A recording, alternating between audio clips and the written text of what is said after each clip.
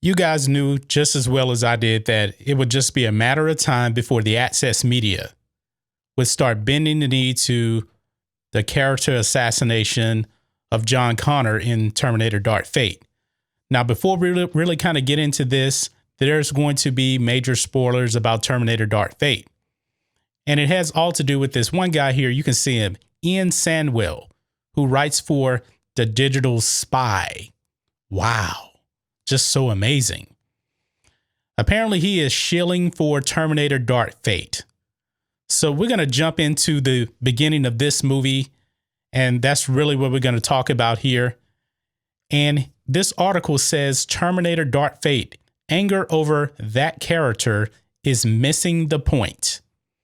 So in case you don't know, spoiler alert, John Connor is assassinated at the beginning of Terminator Dark Fate by a T-800. So Ian Sandwell is saying that fans are angered over that character. Put some respect on John Connor's name. He's not just that character. He is the character. He is supposed to be the savior of mankind in the war against the machines. But let's continue on here. Let's read this article a little bit. It says Terminator Dark Fate lived up to Linda Hamilton's promise that its opening would shock audiences, but it hasn't proven to be a universally popular decision. Yeah, that's pretty shocking at the beginning, and I completely agree that it's not a popular decision. I don't know who actually agreed to do that. Was it James Cameron? Was it Tim Miller? I don't have any idea. But it says here, following the release of the new movie, some Terminator fans have reacted angrily to one character's fate, something that we're about to spoil for you if you haven't seen the movie. So look away if you haven't. Well, if you're watching this video right now, I've already told you what's going to happen. So let's continue on right here. Kicking off in 1998, 3 years after Sarah Connor prevented Judgment Day, Terminator Dark Fate delivers a heartbreaking twist with Sarah. As she is enjoying some downtime in Guatemala with her son John, the future leader of the resistance, a T-800 carrying out orders from a future that never happened, arrives and kills John, with Sarah helpless to save him. A machine took him from me, and I am terminated. That's what she actually says at the beginning of the movie. It's a brutal and bold way to reinvent the series in its new post-Judgment Day timeline that ignores all of the other sequels, but John's death hasn't gone down well with some fans who believe it's totally against the whole idea of Terminator. I believe that myself. We were told that John Connor was the future leader of the resistance. And it goes on to say here, but hang on. Since when has John really been the actual hero of the franchise? Let's see here. Since Terminator 1, Ian Sandwell, did you not listen or see the events of Terminator Part 1 and T2? It's all about stopping John Connor. That's why the machines are going back in time, because they lose the war against the humans, and John Connor is the leader. John Connor actually proclaims victory at the beginning of Terminator 1. If you listen to what Reese says, they won. John Connor led them to victory. But Mr. Ian Sandwell says, since when was John really the actual hero of the franchise? Come on, man. Come on. Now, I'm not saying that Sarah Connor isn't a hero, but there's room for multiple heroes in this franchise. It's not just Sarah Connor. John Connor is also a hero. Sarah Connor is definitely a hero when it comes to Terminator 1 and Terminator 2. I mean, Kyle Reese is even a hero in Terminator 1. He sacrificed himself so that Sarah could live, so that John Connor could be born. Think of that. So now he says, yes, we know the whole idea from the first two movies is that Sarah has to survive so that John can lead the resistance in the future and save the human race. He's never exactly been heroic in the franchise, though. So he's essentially a MacGuffin. Okay, so we know that the other movies aren't canon. Did you not see Christian Bale in Terminator Salvation? Now, whether you like the movie or not, to say he wasn't a hero in that movie, that's ridiculous. I mean, he went into Skynet. Skynet was about to blow up. He faced off against T-800. He got stabbed through the heart. He almost died, but he wasn't heroic. You really believe that? I mean, even young John Connor in T2, yeah, he was a kid, but let's continue on here because he kind of addresses that next.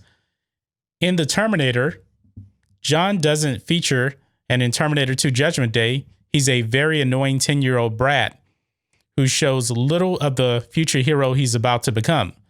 Sarah, the T-800, and even Miles Dyson do more to save the day and project the future. Well, of course, he's 10 years old. You know, he's not a 40, 50-year-old man in Terminator 2 Judgment Day. He's acting like a kid. He's a brat. A lot of kids are brats. So what? He was a kid. But he knew what he was going to have to become. He didn't necessarily believe it at first, but he bought in. And if you look at that movie, you know, he seemed kind of mature for, you know, a 10-year-old brat, as Mr. Ian Sandwell says. He says, hell, even John wants the T-800 to remain in the timeline and not destroy itself, negating any attempt by Sarah and company to stop the rise of Skynet. Okay. Let me address this thing. I think this article is kind of going back to, I believe it's something that either Tim Miller or James Cameron said, talking about Sarah has always been the key to Terminator. Okay, I can buy into some of that, but John Connor is right there with Sarah Connor when it comes to being heroes of Terminator. John Connor is essential. This movie completely retcons everything about T1 and T2. The idea was John Connor needed to survive. Especially Terminator 2 Judgment Day, the T-1000 was coming back in time to kill John Connor himself. So now John Connor is killed at the beginning of Terminator Dark Fate. So that just completely retcons T1 and T2 is all for nothing. So without John Connor, the humans aren't supposed to win. But you know what? It was nothing more than they just had to replace John Connor because he's just this old white guy. And that's the trend in Hollywood right now.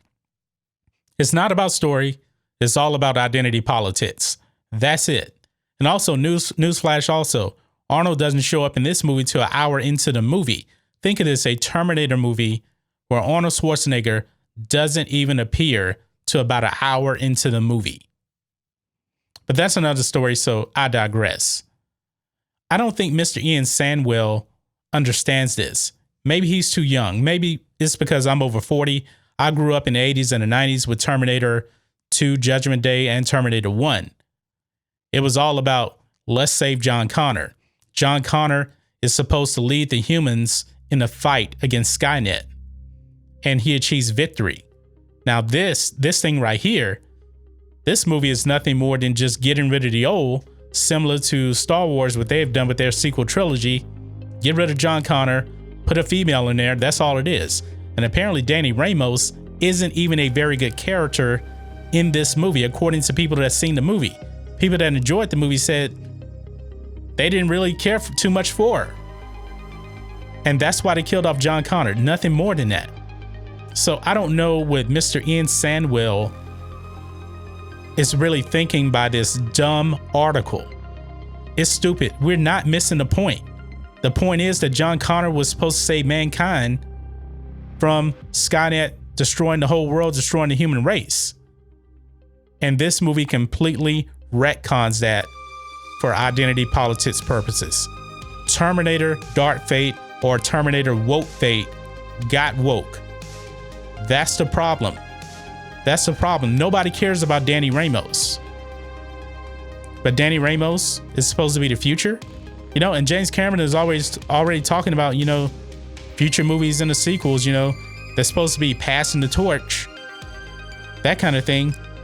But Terminator was always about John Connor leading the humans in a victory in a fight against Skynet. Sarah Connor was there to ensure that John Connor survived. Now, if it wasn't all about, you know, John Connor, you know, why did they make other movies that were pretty much strictly about John Connor post T2. No matter if you think they're good or not, but those other movies were about John Connor because everybody was thinking that, yeah, John Connor, he's the leader of the resistance. But anyway, guys, I'm just rambling on so long. What are your thoughts on this? The Shield Media defending Terminator Dark Fate. I'm not surprised. Are you? Guys, let me know what you think about all this in the comments. If you're new here to the channel, please hit subscribe to catch future videos from me, and we will catch you on the next video. John Matrixx, out.